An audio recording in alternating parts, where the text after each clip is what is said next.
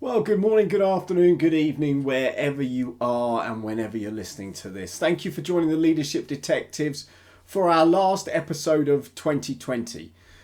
In this episode, Albert and I look at some of the key things we've learned in interviews and discussions we've had with some of our amazing guests during the last 6, 7 months. Some of the key things we've learned, some of the key aha moments that we had that opened our eyes to something that we were learning from the young and from the old that we were interviewing on the Leadership Detectives. So, hope you enjoy this episode and wishing you all the very best for the new year in whatever role you're doing. Good luck. Hope it's a wonderful year for you. Please subscribe. We're going to put more content together for you over the next few months, so we're really looking forward. And if you've got any ideas that you want us to put to us, please put them forward and we'll look into doing those. So for now, let's jump straight into the episode and have a review of 2020. Right,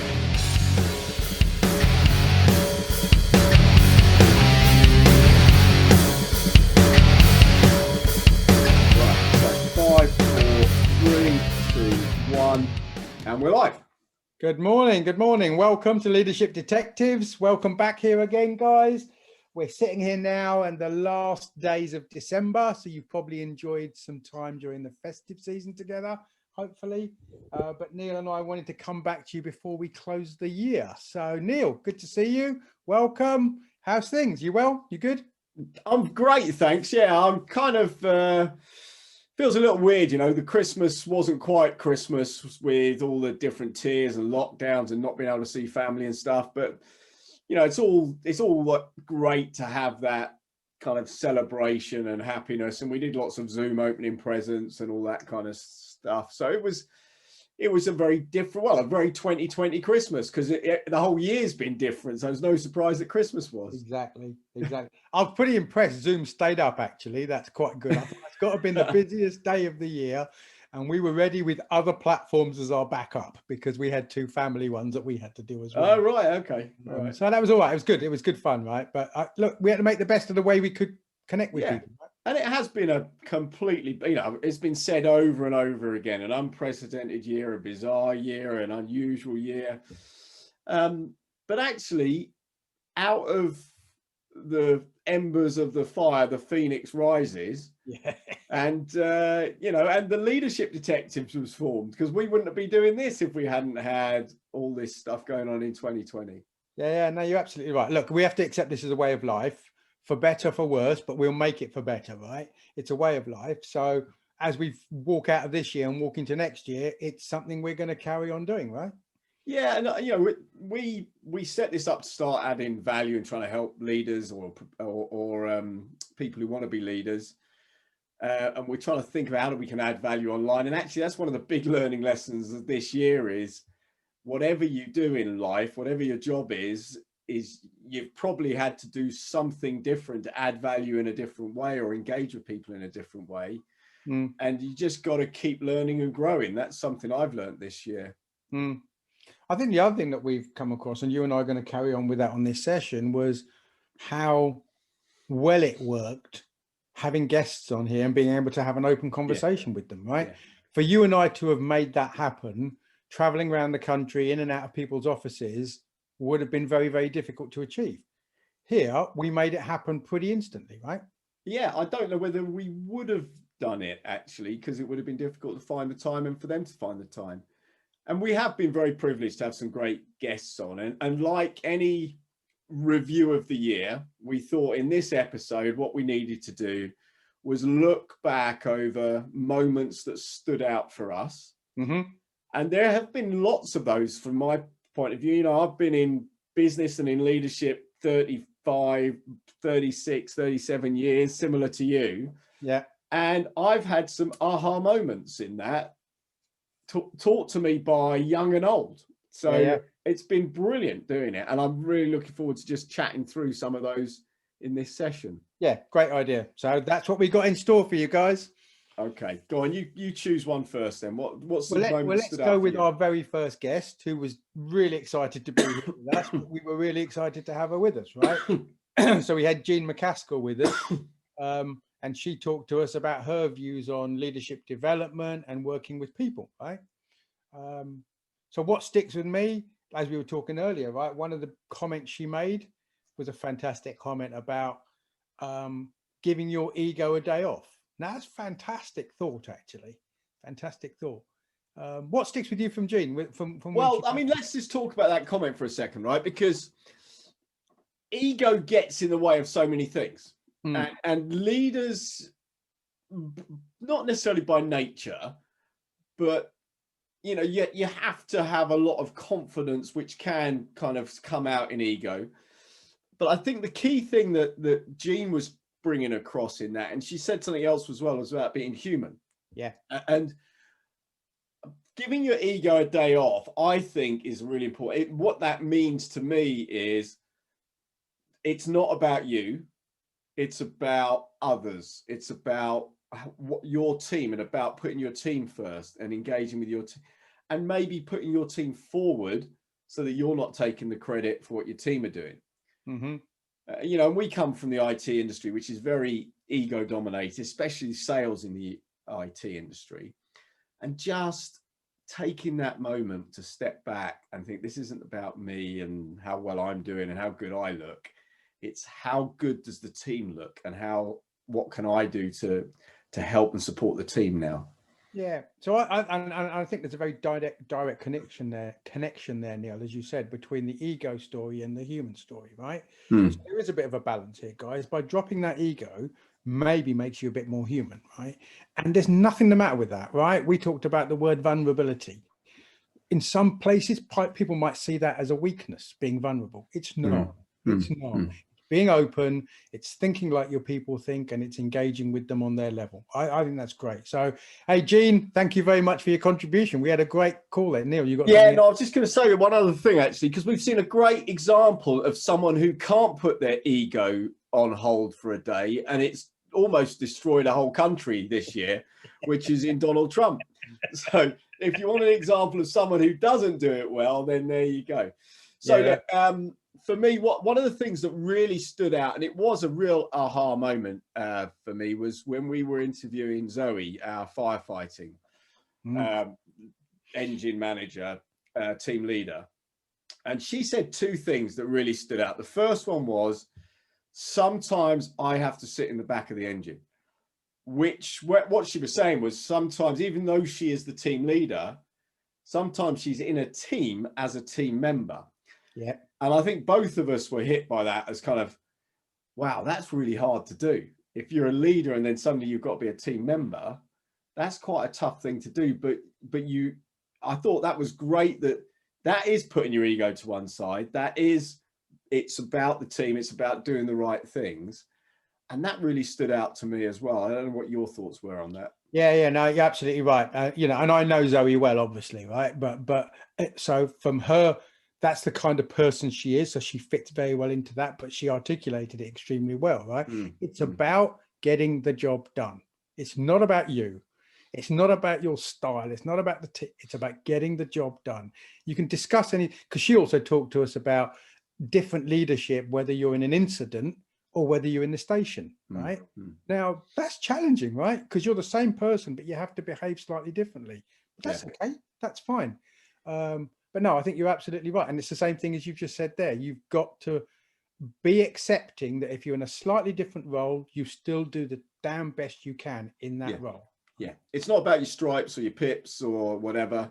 It's about what your role is and how you can contribute at that time.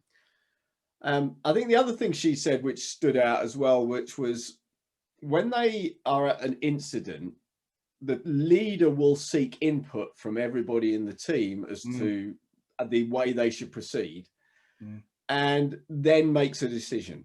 Yeah. And I think that's a really important learning point for all leaders, for a number of reasons. So firstly, because you don't know everything, and getting input from lots of people just gives you more information and gives you a different perspective on things. And so that's really important. The second thing is, it makes the team feel valued, that their input is important. Yeah.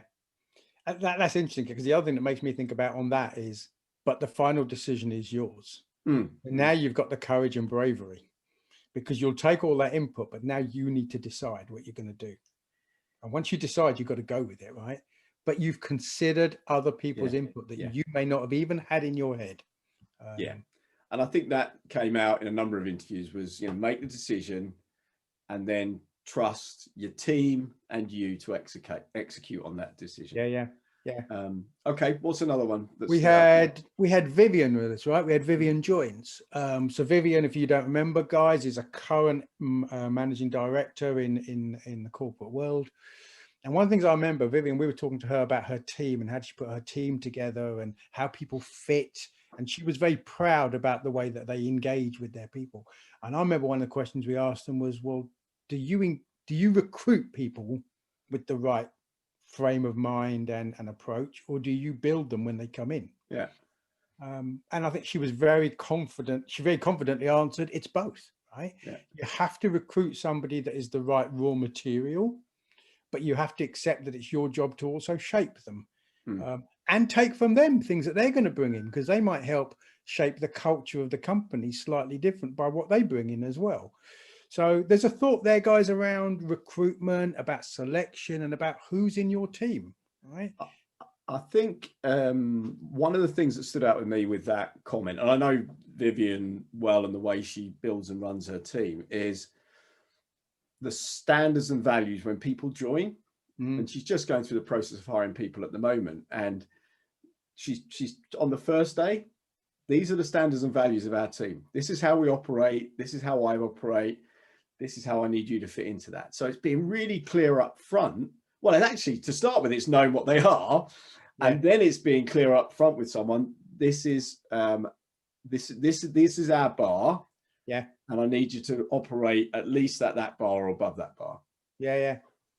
So I think we've had some great guests, haven't we? We've had some great guests in here. We have, and so one that really brought a couple of aha moments to me, and actually I've quoted the interview a number of times, is the one we did with Saskia and Rebecca. Yeah. Which was, questioning millennials, kind of first or second job out of university and what we learned from them. And, obviously Rebecca's my daughter, but I actually learned a lot from her in that interview. And I guess there were two things stood out. Well, actually there were more than two things, but let's just pick on a couple of those. The first one that I thought really stood out to me was where they said, I need to make clear to my manager what I expect of him.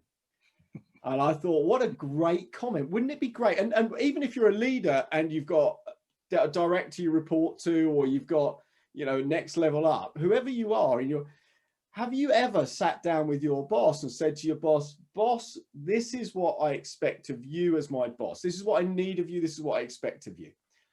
And actually I thought, wow, I would love someone to have done that to me when I was leading people. I would love someone to have sat down and said, so long as it was reasonable, not boss, I need a pay rise every month. But this is what I need from you. And I thought that was a great comment, because then there's no surprises and there's no missing expectations. It's an interesting thought, actually. And people here need to think about that, guys. Well, where do you bring that conversation up, right? So you're sitting with your boss talking about your objectives and what's expected of you for the year and how you're going to get rewarded. Why doesn't that conversation go both ways? So there's a great opportunity to do that. There's a reasonable chance your boss won't ask you, right? So don't be afraid to raise that conversation. It's not the wrong thing to do. And it was a good conversation.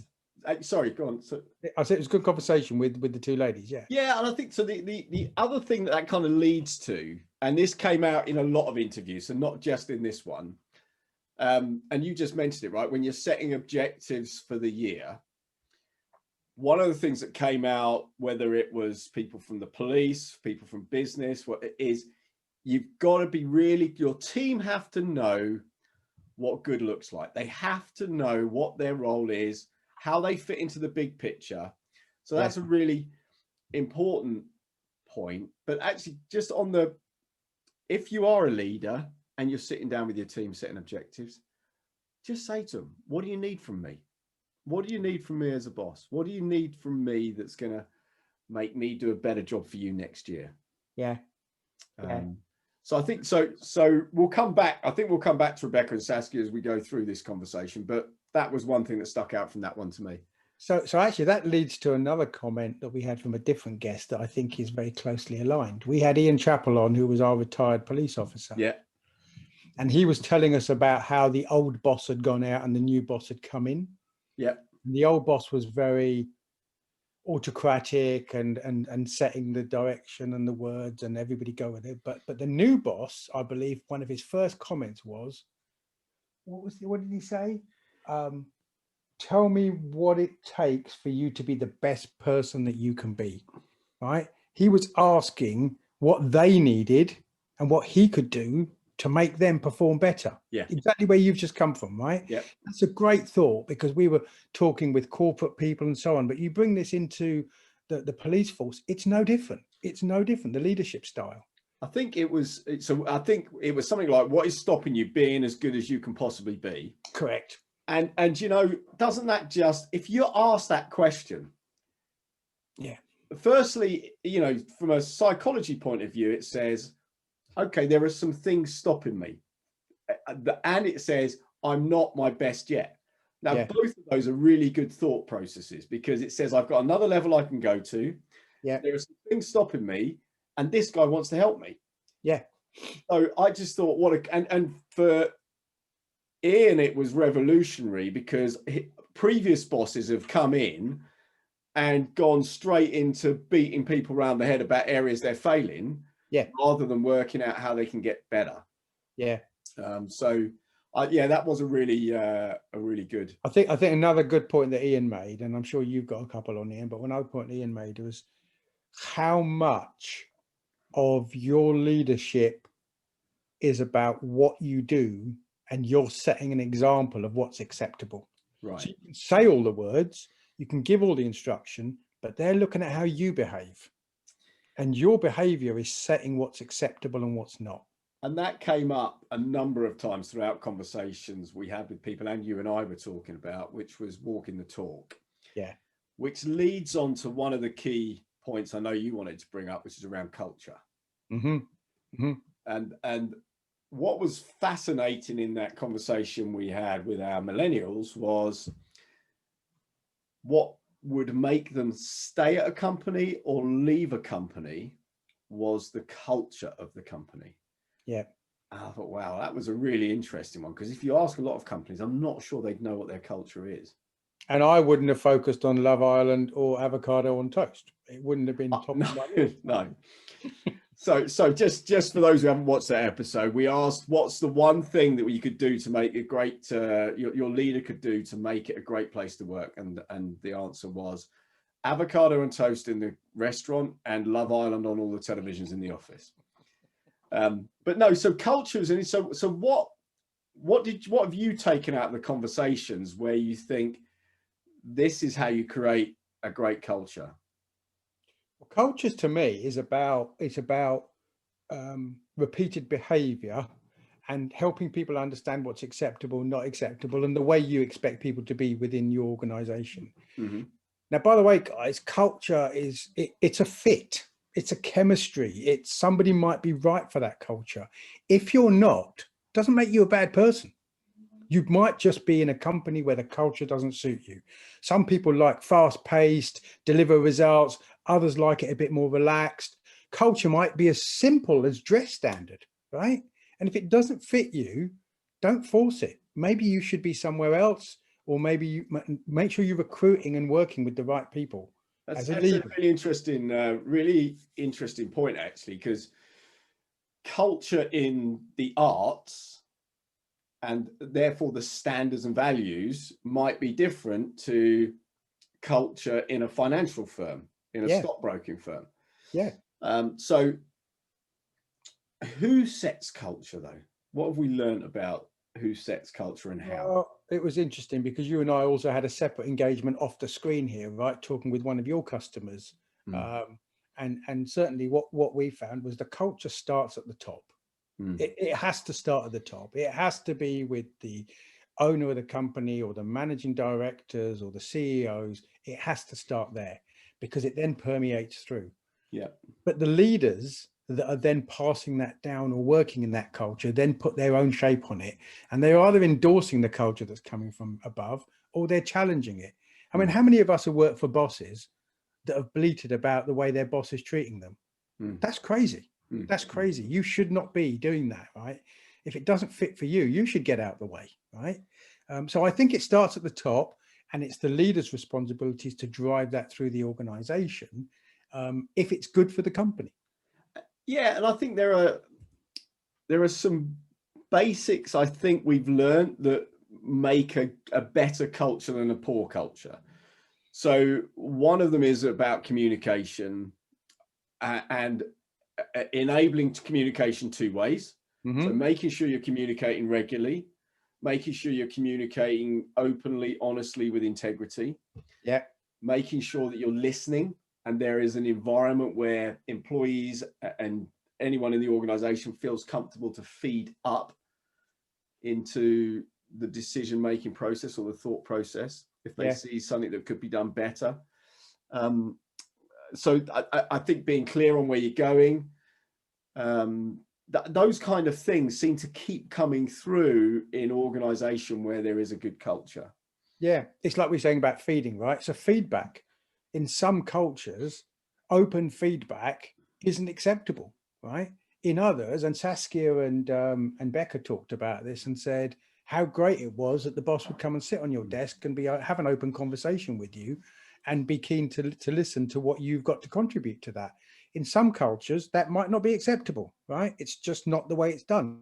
That's okay if that's the way you want to run your culture, but just make sure you are in the right place and treating your employees, and employees decide where you want to work. Don't work for a company if the culture doesn't fit for you, because it'll frustrate the hell out of you and you won't be the most successful there. That's and okay. There's an interesting one actually, and this is probably an episode we should do at some point, is how do you find the right culture for you? How do you find the right people for your culture? So that's probably something we should dwell on. Actually, it does kind of, part of that though leads, we had a conversation about, we've talked about racism and bullying as well during this 6 months. Yeah, we did. And the racism conversation, which we didn't have a guest on, well, you were the guest on that, I guess, really. But we, I mean, I learned a lot from the research we did into that, actually. Yeah. As well as the conversations we had and, your openness in the conversations. And I think it shocked quite a few people that kind of behavior went on in large corporate world. Yeah. And it also, I think it surprised me, some of the statistics and around it as well. So I think that was quite a bit of an eye-opener for me. And then the bullying one about the culture and this, obviously that's a poor culture. Yeah. Bullying culture. So I don't know what stood out for you from those two episodes. Just come back to that research piece. You're absolutely right, because the research, and you did a lot of that research, right, actually showed that where there was a belief and the spin that we were hearing was about certain demographics or certain ethnic colors, ethnic minorities, ethnicities were being prejudiced against. We actually found it went the other way. We actually found there were more people of that ethnicity in a certain career or in a certain environment than we believed, right? And for good reason, by the way. But what's interesting is it gets the wrong spin on it. And a good point learnt for me there. Go look at the facts, guys. We're all going to have opinions. We're all going to get spin. We're all going to get views in the marketplace. So when you talk about the bullying one, it was exactly the same, right? We all heard what the papers and the news wanted to tell us about Priti Patel. We need to go a little bit deeper to find out what actually happened. And we'll never know the full facts of what actually happened. But when we went a little bit deeper, we realized it wasn't quite the way that it might have been getting told, right? It did bring some questions in about who was bullying who actually in that environment. So I think that's important. And but it's good to understand both of those elements. So that reminds me of a situation that I heard about from a boss that I used to work with. And he always used to say to me, when you get in that situation and you're unclear about where it's going and somebody says to you A, B, or C, the next response to that is show me. Give me the evidence, because if you're about to make a decision based on hearsay or based on opinion, that could be very dangerous. So as a leader, your decision making is really important as a leader, but make sure you're using the right method and the right basis for your decision making. So fact clearly is the right basis. Get to that fact as much as you can and be careful of the opinion. So let's talk about our guest we had a couple of weeks ago, which was Carmina Lees. Yes. And there were a couple of really interesting, I mean, there was lots of good stuff came out of that, and we can't delve into all of it, but the two things, I'll talk about one thing that stood out for me, and then I'll let you go to another one. So the one thing that stood out for me was where Carmina gave an example of her being asked to attend a conference call at like 5 o'clock in the afternoon or something like that. And she had young kids, and she said, look, I can't attend then, but I can attend 7 or 8 o'clock later on this evening when the kids are asleep. And she had the strength to stand up, even though she was told she had to attend. She said, that doesn't fit with my home life and my family. As a really, really important point, firstly, to be brave enough to say that, to get your priorities right, and to not sacrifice, what your standards and values at home, because you're being pushed into something in that corporate environment at work. So and actually that got quite a lot of comments on when we put the video out as well about that particular conversation. So that stood out to me. The other interesting thing about that, Neil, is she said that there were a number of other people who then pinged her and said, oh, wow, I couldn't make that time either. Now, if those people were subordinates to her, she's just done a fantastic thing for her team. Yeah, true.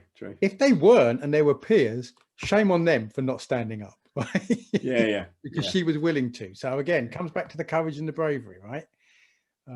So what was the other thing that stood out for you on that interview? Because I know there was one other thing. Yeah, she was a little bit embarrassed about it, actually, because unfortunately it's proven right what her boss at the time used to keep telling her, right? And the point she made was about your career is a marathon, not a sprint. Yeah. And that's a really important thing to do, guys. Think about it. Don't get impatient about making your career get to the next stage. Because I also remember from my own career not becoming a manager at the time I wanted to. And I was told I had to go do some development first and then come back. Yeah. Did I feel good the day I became a manager? Yeah, because I was now armed even more than I was before. So Carmina's comment around it's a marathon, not a sprint, is absolutely worth taking on board as a leader. It's what you learn. It's what you learn on the journey. It's not just about, I have to make these milestones on these dates. Yeah, and I think the important thing about the marathon analogy to me, having done lots of marathons, is you're still clear on the goal. You're still clear on where you want to be. You're still clear on what sort of time you want to do it in. Yeah. But you have to break each mile down into a number of minutes you want to achieve or whatever. And actually, if you're not going to achieve that time, that goal you're shooting for, it's okay, because it's actually finishing that's important. It's actually getting to the end, especially if it's your first marathon. That's the key goal, not the time. Yeah. I think the other thing overall, when we look at this whole thing, Neil, is that we found a number of aspects that came out, whichever leader we spoke to, whichever field they came from. Yeah. There were some very key messages there about you've got to know the mission. You've got to share the mission and the goal with your team. You've got to communicate well with your team. You've got to have a feedback mechanism. You've got to have a governance mechanism and a management system. There were some things that were repeated time and time again without prompt from you or me, right? Just best practice. And the other ones that stood out where I guess I hadn't really thought about it, but it's really important around retaining the best employees as well, is make sure they feel valued. And the way you make sure they feel valued is their tasks, what they're doing each day feels important.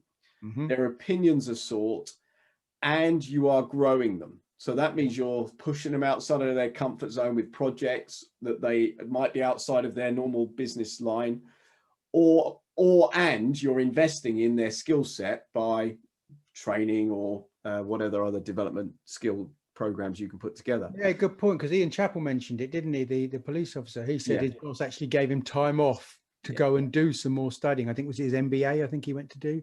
But again, you've got to invest in your people and give them the chance to be able to do that. Neil, you were good at that, right? Even as a sales leader, you could say, no, it's about going closing the deals. But you allowed people to go and do self-development stuff that would, and guys, a great analogy here is about sharpening the axe, right? You've got this picture of this guy trying to chop down this tree, bashing away at it, getting nowhere. Stop, go sharpen the axe and come back and now have another go at that. And you will find the effectiveness you can create. Think about that analogy when you're working with your team. Yeah. And as you go into the new year and people sit down and you set objectives and you're setting that clarity around the mission and where people are going, is make sure you're building in a plan that's going to help your people grow so that when they exit 2021, they are bigger, more knowledgeable, more confident, more experienced people than they were when they went into 2021. Yeah, absolutely. Probably so look, a good place to wrap it. Yeah, we've had an interesting 6 months or so, right? We started out on this endeavor with Neil's thinking of let's just go and do something, and it's just grown from there, guys. We did 28 episodes. This is episode 29 as we close the year. Really? Yeah, episode 29, right? So hopefully we've added some value for you guys. But thank you for your feedback and your comments, because some of the stuff that's came back created the next episode for us, right? So Carol saying, let's go and talk about bullying as an example, right? If you've got more topics for us, please tell us, right? 2021 starts in 3 days time, 2 days time, right? And we're ready to help you with whatever you think is important to you. But for my own side, I'm just going to say thank you, guys. Really good start to Leadership Detectives for the year. Thank you, Neil, working with you. We've had a great time getting this underway, but now this is the start. So I'm going to leave you to close out, Neil. Thank you. No, well, I'll just reiterate what you said. Thanks to everyone for your input, for your listening. Hopefully this has been useful to you and we've helped you grow and maybe even kept you entertained during lockdown. And we're going to keep doing that going forward, and we're going to grow as well. You know, we're going to grow what we do with Leadership Detectives and so on. But please subscribe, please share your feedback, and good luck as we go into 2021. Cheers, guys. All the best. Cheers, mate. Take care. Bye-bye. Cheers. Bye.